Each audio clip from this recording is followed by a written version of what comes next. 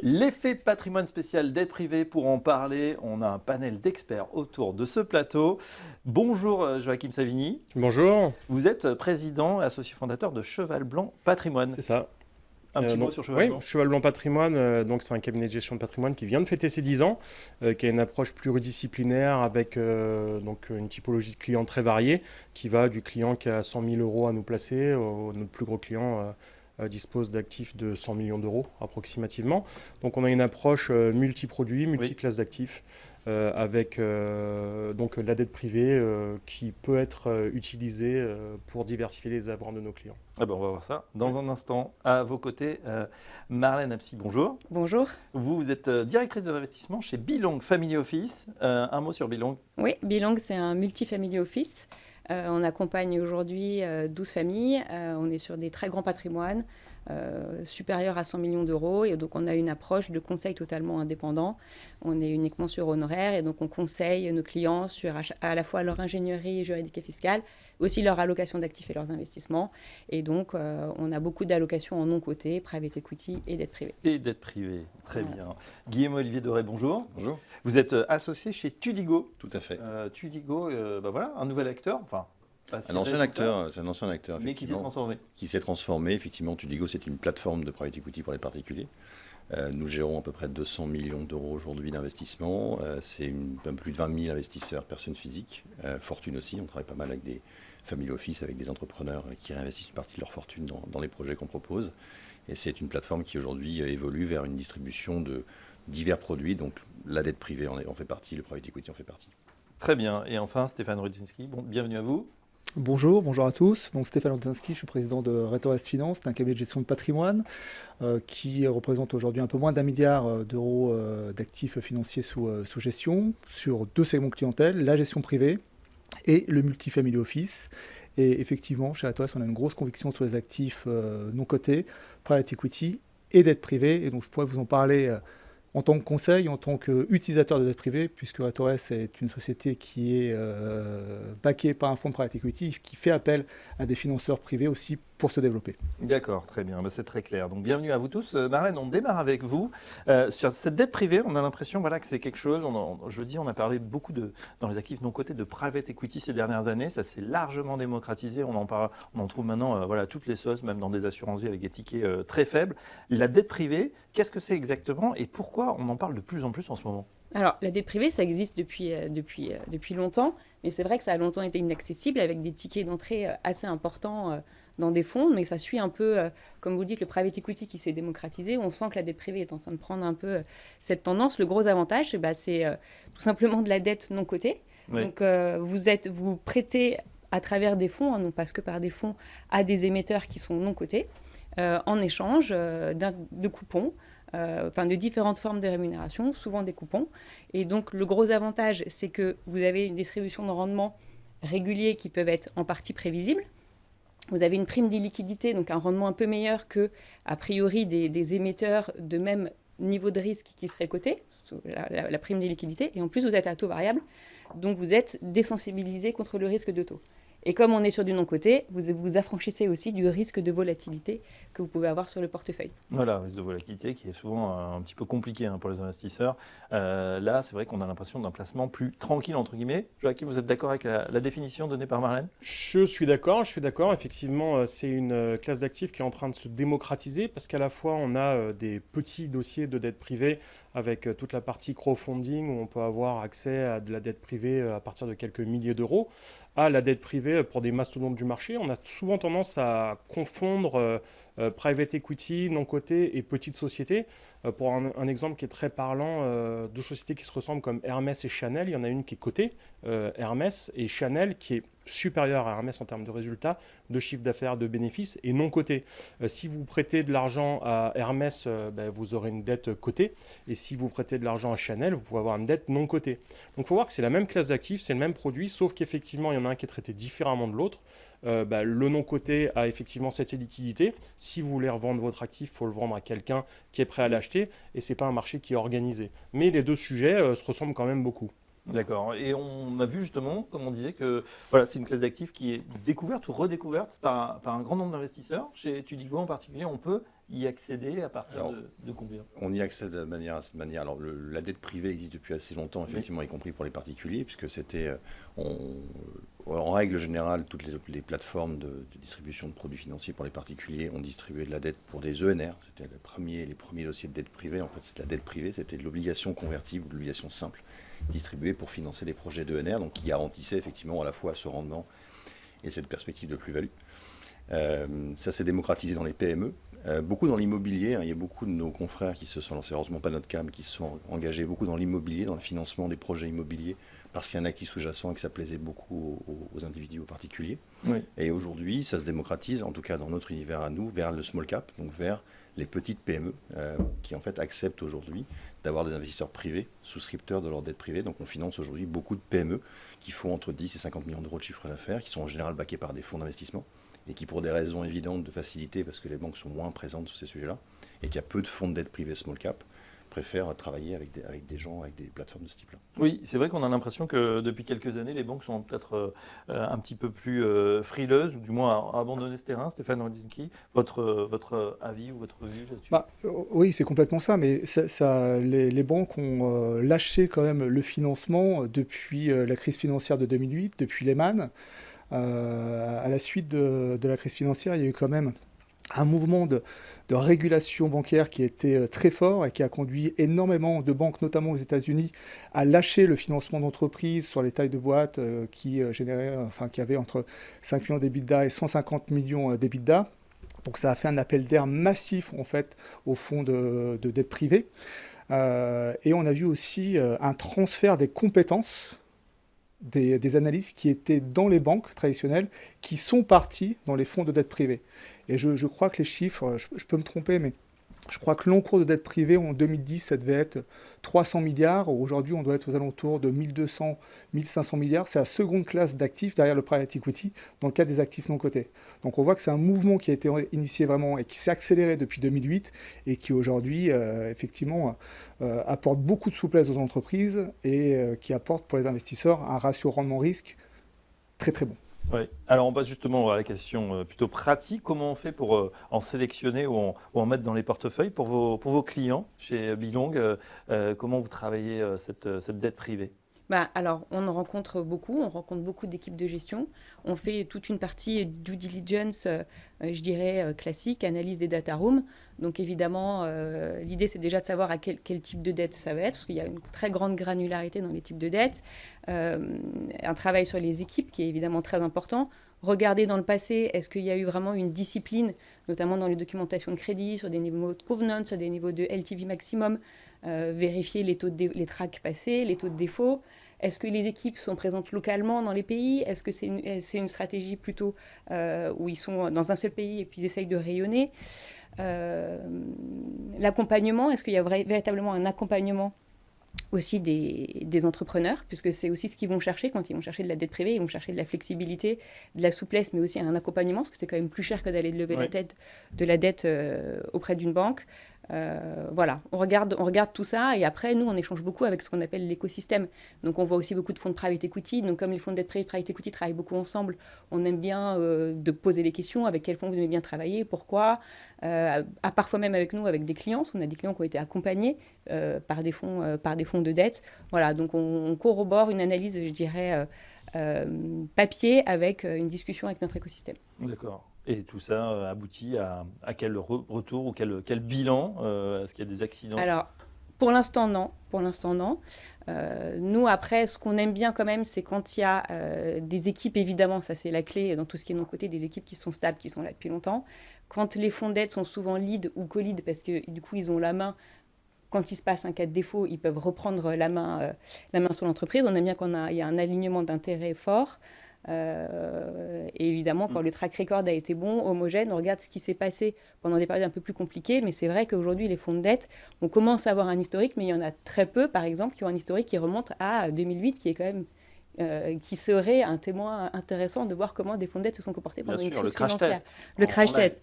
Donc pour l'instant, ces dernières années, c'est vrai qu'on a plutôt été dans des scénarios de marché assez favorables à la dette. Donc il y a eu finalement, chez les bonnes équipes, il y a eu quasiment 0 accident. Oui. Joachim, Marlène vient de nous dire, voilà, elle s'attache vraiment à la sélection, la sélectivité est très importante. Vous dites, attention, c'est un actif sur lequel il y a quand même beaucoup de dangers. Pas le vendre comme quelque chose de Exactement. Déjà, 2 règles qu'on se fixe toujours. 1, on ne fait que ce qu'on comprend. 2, il vaut mieux rater une bonne affaire que d'en faire une mauvaise. Et donc, effectivement, on a toujours une étude approfondie de ce dans quoi on investit. Aujourd'hui, nous, on représente le client d'en dessous. C'est le client qui est le client patrimonial classique en France à partir de 100 000 euros de patrimoine. Donc, effectivement, celui-ci, il va plutôt investir dans une classe d'actifs qui est plus mass market, qui est plus, on va dire, packagé et qui va, je ne sais pas, par exemple, le crowdfunding. Quand on investissait dans de la dette privée avec nos clients, on avait souvent des projets immobiliers en dessous parce que l'investir dans une PME pour un client, c'est peut-être moins rassurant que d'investir dans un actif tangible, je ne sais pas, dans le cœur de Paris. Donc ce qu'on faisait en termes de sélection, on vérifiait toujours qu'il y ait une garantie à première demande, on vérifiait toujours qu'il y ait une garantie hypothécaire, qu'il y ait un actif de qualité en dessous au juste prix. Et comme on connaît le marché parisien, on regardait que les actifs parisiens. Donc quand il y a eu pas mal d'accidents sur le crowdfunding, parce que là il y a eu quelques accidents quand même, il y a eu presque 20% des projets qui ont eu des renégociations de dette. Nous on a été un petit peu exempt, mais c'est arrivé sur un projet, mais on avait un actif qui était rue de la Paix, donc qui était un actif de qualité à Paris, sur lesquels nos clients ont décidé de donner un an de plus au gérant, et puis le projet est en train de sortir et de bien se passer. Il faut quand même être conscient de quelque chose de super important, c'est que quand on s'éloigne du taux sans risque, il y a un risque. Aujourd'hui, le taux sans risque, 4%. Quand on nous propose 12% sur un an, il y a un risque. Et quand c'est 8%, il y a moins de risque que quand c'est 12%. Le coût magique, il n'existe pas. Donc je pense qu'il faut faire hyper attention dans ce dans quoi on investit et être capable de supporter le risque qui est en face du rendement qu'on espère. Il n'y a pas de secret. Ouais, vous dites rue de la Paix, c'est pas Brive-la-Gaillarde, sans faire offense à nos amis brivistes, évidemment. Exactement ce que je vous ai dit au téléphone. Ouais. Le rue de la Paix et Brive-la-Gaillarde, c'est 2 sujets qui sont différents. Le pire, c'est que souvent. Mais c'est un actif réel. Enfin, c'est quelque chose qu'on vous a proposé. On nous a proposé, mais pas que Brive-la-Gaillarde. Je vous ai donné l'exemple de Brive-la-Gaillarde. Ça peut être la banlieue de Rouen, je ne sais pas, où vous allez avoir un actif, je ne sais pas, à Paris, rue de Rivoli, qui va avoir un projet avec une sortie où vous allez être payé sur 24 mois avec des coupons de 11-12%, et un projet de logistique en banlieue de Rouen qui va être payé 11-12%. Si vous retrouvez à devoir aller récupérer l'immobilier, à rue de la Paix, c'est quand même un peu plus rassurant que d'être dans une zone franche à Rouen où vous avez une plateforme de logistique qui a souvent beaucoup d'intérêt pour Chronopost ou Amazon, mais concrètement, à reconstruire le projet, c'est beaucoup plus simple et beaucoup plus liquide à Paris que à Rouen. Quoique sur la logistique, ce n'est pas forcément vrai aujourd'hui. Les projets de qualité sont assez recherchés. C'est vrai que la logistique est en plein boom. Bon, autre classe d'actifs, on en reparlera. Gaël, justement, sur Tudigo, on en parlait à l'instant, c'est vrai qu'il y a eu, alors pas forcément sur Tudigo, mais c'est vrai que le crowdfunding, le crowdlending, ça a été un petit peu écorné ces derniers temps, avec évidemment cette flambée sur les taux qui a fait que certains projets, peut-être pas très bien ficelés, ont déçu. On souffert, oui. Et ont souffert. Comment on fait aujourd'hui ? Quelle est votre vision justement sur ce marché ? La vision, c'est une vision assez simple. C'est ce que Joachim disait tout à l'heure, il a raison. C'est qu'en règle générale, il n'y a pas de miracle. Il y a forcément un risque face à un investissement, surtout lorsqu'on paye 12, 13, 14%. Ça, c'est une évidence. Même réflexe, lorsqu'on est chez Tudigo, on s'assure, de la réalité de la garantie et la validation de la garantie au fur et à mesure du temps. Donc, on fait des due deals assez approfondis. En revanche, ce qu'on a nous mis en place maintenant il y a un petit moment, c'est un changement de paradigme complet. C'est-à-dire qu'on a quasiment arrêté l'immobilier, sauf le faire avec un fonds structuré qui a pignon sur rue et qui gère quelques milliards d'euros en immobilier. Donc là, lorsqu'on est pari passu avec un fonds, on risque pas grand-chose. Ça n'exonère pas des due deals, mais en tout cas, on est plus sécurisé. Mais aujourd'hui, on est plutôt sur un changement de métier où on a transféré une grosse partie des envies des clients qui veulent effectivement un actif tangible derrière leur financement, pour être rassurés, vers des accords avec des fonds d'infrastructure. Il y a aujourd'hui des fonds d'infra qui se sont montés dans l'univers du small cap, avec lesquels nous travaillons maintenant de longue date, et qui nous font une place dans leurs projets. Donc on avait cette expérience historique de l'ENR, qui fait une forme d'infrastructure, un ENR, des éoliennes, des panneaux photovoltaïques, c'est une forme d'infrastructure. Des énergies renouvelables. C'est tout à fait énergie renouvelable. On a étendu ça aux petites infrastructures small cap, et on travaille aujourd'hui avec une quinzaine de fonds d'investissement qui nous font une place en cofinancement, et on est systématiquement pari passu avec eux. Le point important, c'est qu'on n'est pas un financeur supplémentaire, on est pari passu avec ce fonds-là. Donc on travaille aujourd'hui avec ces fonds-là pour proposer des produits différents à nos clients, pour leur proposer un produit qui ait la caractéristique d'un actif tangible, parce que ça les rassure, et la caractéristique, effectivement, en termes de rendement et de performance de la dette privée. Et quand on parlait tout à l'heure avec Joachim de rendement effectivement à 10-12%, c'est vrai qu'on a pu voir sur ces plateformes, on a l'impression qu'il y avait une espèce de course à l'échalote comme ça. Tout à fait. On est sorti de celui ça qui- depuis. On est qui, sorti qui de ça. proposerait le plus, là on revient sur une sélectivité, peut-être comme disait Marlène tout à l'heure. Alors, à ça a bien toujours regarder été le projet. cas. C'est toujours été le cas chez Tudigo. Le portefeuille est plutôt de bonne qualité. Il se tient bien. Il n'y a pas beaucoup. On a heureusement la chance de ne pas avoir beaucoup de problèmes, contrairement à nos confrères. Encore une fois, nous on est une plateforme de private equity. On a changé de paradigme complètement depuis un an et demi. Mais en l'occurrence, effectivement, on est complètement sorti de cette course à l'échalote-là, Ouais. et on est rentré dans un autre type de métier. Et donc aujourd'hui, on ne fait de l'immobilier qu'à partir du moment où on est exactement ce que dit Joachim, est très juste, où on a un très bel actif derrière, avec un fonds d'investissement avec lequel on cofinance, dans les mêmes conditions, avec des niveaux de garantie qui sont extrêmement sécurisés. Parce qu'effectivement, c'est sympa d'avoir un bon rendement, mais à un moment, il faut rendre l'argent. Et Exactement. notre métier, c'est pas d'investir, notre métier, c'est de rendre l'argent. Euh, C'est là qu'on fait la perf. Stéphane Rudziski, là justement pour clôturer sur cette page rendement, performance, c'est vrai que cette dette privée, elle est attirante, notamment ces dernières années quand on était à des taux extrêmement bas. On allait chercher justement ce surcroît peut-être de performance, mais aussi peut-être de risque. Comment vous l'avez appréhendé? Bon, la première chose, c'est qu'il n'y a aucun rendement sans risque. Que je prête de l'argent à une entreprise, à un marchand de biens ou à l'État français, j'ai toujours un risque derrière. Donc ça, c'est la règle de base. Ensuite, on parle de choses quand même un petit peu différentes. La dette privée corporate, liée aux entreprises, ce n'est pas la dette privée immobilière. C'est deux segments complètement différents, avec des niveaux de risque différents. Et un fonds de dette privée, par exemple, lié à l'immobilier, ce n'est pas la même chose que de faire une opération, de financer une opération au crowdfunding, où on va avoir un énorme risque spécifique qui va se rajouter au risque de marché. Donc il faut évidemment bien mesurer le risque, comme tout le monde le dit ici à cette table. Après, je pense que sur ces deux segments, aujourd'hui, que ce soit sur la dette privée immobilière ou sur la dette privée corporate, il y a d'énormes opportunités. Je vais vous donner aujourd'hui, quand vous allez voir des chefs d'entreprise qui se développent en utilisant de la dette privée, pourquoi elles le font? Parce que, ce que disait Marlène, on a beaucoup de flexibilité avec un fonds de dette privée. En gros, très souvent, les boîtes qui font appel à des fonds de dette privée sont backées par des fonds de private equity. Et je vous rappelle que le private equity, 70% du marché, c'est des fonds de LBO. Et 70% des fonds de dette privée vont venir financer des sociétés qui sont sous LBO. Donc ça veut dire qu'on a déjà la sécurité du fonds de private equity qui back en quelque sorte le fonds de dette privée en lui apportant des reportings hyper précis. Donc ça, c'est assez sécurisant. Ça coûte plus cher à l'entreprise, cette flexibilité, puisqu'aujourd'hui, quand vous allez chercher de la dette privée, vous allez payer un taux fixe de 5 à 7% en fonction de la taille de votre entreprise, plus Euribor. Ça veut dire que vous êtes à 6, plus un Euribor qui était il n'y a pas si longtemps que ça à 4%, vous êtes à 10%. Et en plus, vous payez une commission d'arrangement de 2,5 à 3%. Ça veut dire que votre dette privée, sur 5 ans, elle va coûter à l'entreprise, grosso modo, 11%. Donc énorme, 2 fois plus cher qu'un financement bancaire. En revanche, 4 fois plus rapide pour avoir le financement avec beaucoup de souplesse. Le gros avantage aussi, c'est que vous n'êtes pas sur des lignes amortissables, donc vous êtes sur de l'infini en fait, sur de la dette privée, parce que c'est souvent de l'unitranche, c'est comme un crédit infini pour un particulier. Du coup, vous conservez votre capacité à investir. Ça ne vient pas de taper dans votre trésorerie. Donc ça, c'est très très bien. Donc, et dernier point sur le risque, dites-vous que les boîtes qui sont sous LBO, ce sont les meilleures boîtes de l'écosystème entrepreneurial. Pourquoi? Parce qu'on va prêter, c'est comme pour les particuliers, on va prêter qu'aux riches.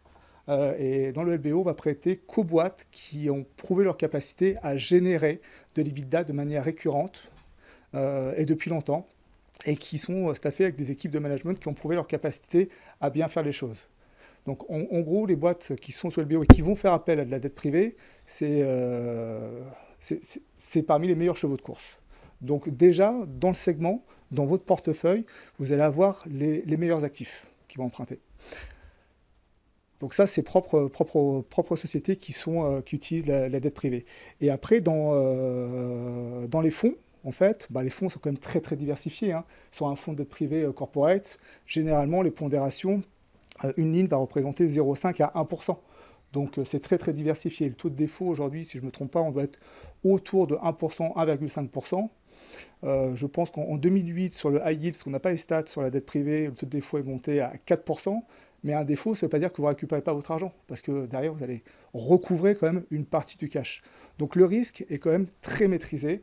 En revanche, vous avez zéro liquidité sur la classe d'actifs. D'accord, alors justement, on va s'intéresser dans un instant à ce risque d'illiquidité. On continue ce débat, la dette privée, nouvel horizon pour les investisseurs. On se retrouve dans un instant.